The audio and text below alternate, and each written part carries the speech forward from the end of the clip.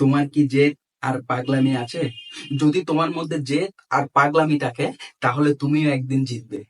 এই ভিডিওটা মন দিয়ে দেখো আর শোনো।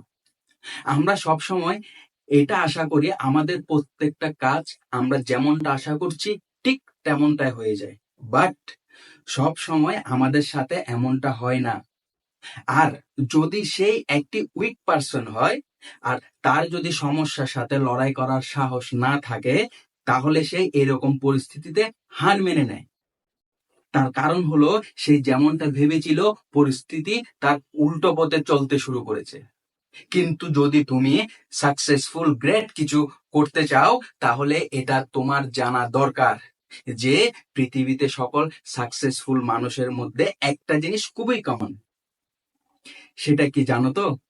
তারা কখনো হার মানে না বা হারকে মেনে নেয় না। পরিস্থিতি যেমন হোক না কেন, সময় যত কঠিন আসুক না কেন, সমস্যা তাদের সামনে যতই আসুক না কেন, তারা কখনো হার মেনে নেয় না।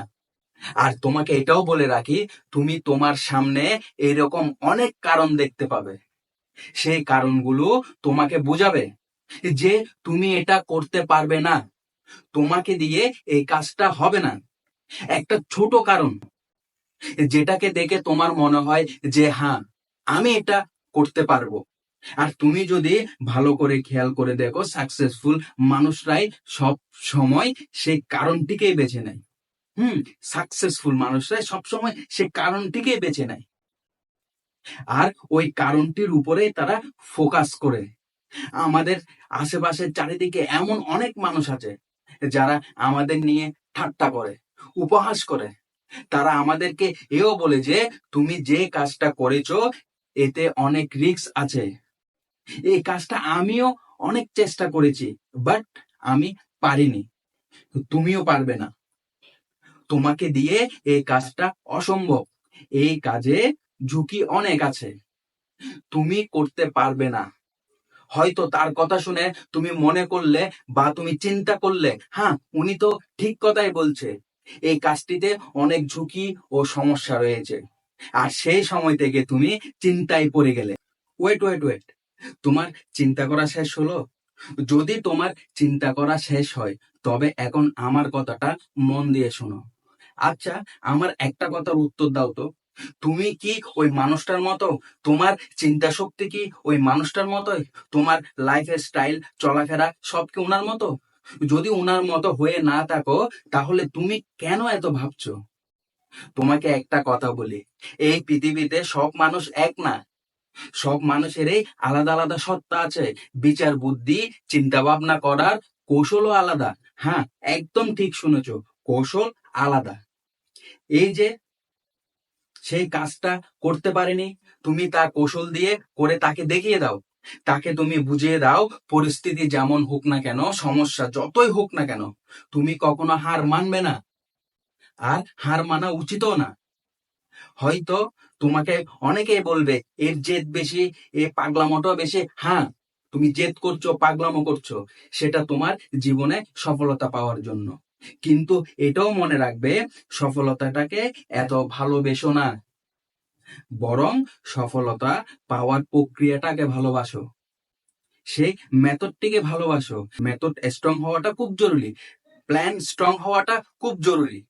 যদি তোমার গোল ভীষণ বড় হয় আর সেখানে যদি প্ল্যান উইক হয়, তাহলে নিরাশ হওয়ার চান্স সেখানে অনেক গুণ বেড়ে যায়। আর বারবার নিরাশ হয়ে হয়ে যাওয়ার কারণে আমাদের নিজের উপর থেকে বিশ্বাস উঠে যায়, আমাদের গোলের উপর থেকে বিশ্বাস উঠে যায়।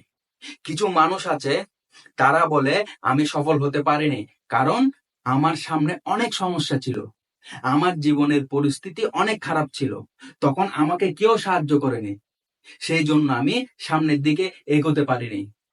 সেই যেটা বলতে সেটা পুরোপুরি মিথ্যা কথা আর ভুল ধারণা। তুমি আজ যেখানে আছো, যে পরিস্থিতিতে আছো, সেটা তোমার বিগত দিনের নেওয়া ডিসিশনের কারণে। তুমি যে কাজটিতে সফল হওনি, হয়তো তুমি নিজে 100% দিতে পারোনি, নিজের আইডিয়ার উপরে তোমার বিশ্বাস হয়তো 100% ছিল না। শোনো, তোমাকে একটা কথা বলি, তুমি যদি মনে করে থাকো যে তুমি তোমার কাজের 50% ইনপুট দিয়ে 100% আউটপুট চাও, সেটা পাওয়া অসম্ভব বা বোকামি করা। তুমি যদি 100% রেজাল্ট চাও, তাহলে তোমাকে সেখানে 100% ইনপুট দিতে হবে। তুমি যদি সত্যি মন থেকে চেষ্টা করলে, দীর্ঘ প্রতিজ্ঞা করলে, অটুট বিশ্বাস রাখলে, পৃথিবীতে এমন কোনো কাজ নেই বস যেটা তুমি করতে পারবে না বা সফল হতে পারবে না।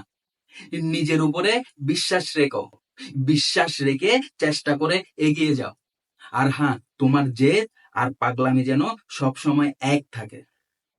তোমার জীবনের সফলতা পাওয়ার জন্য আর এই জেদ আর পাগলামিটা থাকলে তুমি একদিন জিতবে, তুমি একদিন সফল হবে।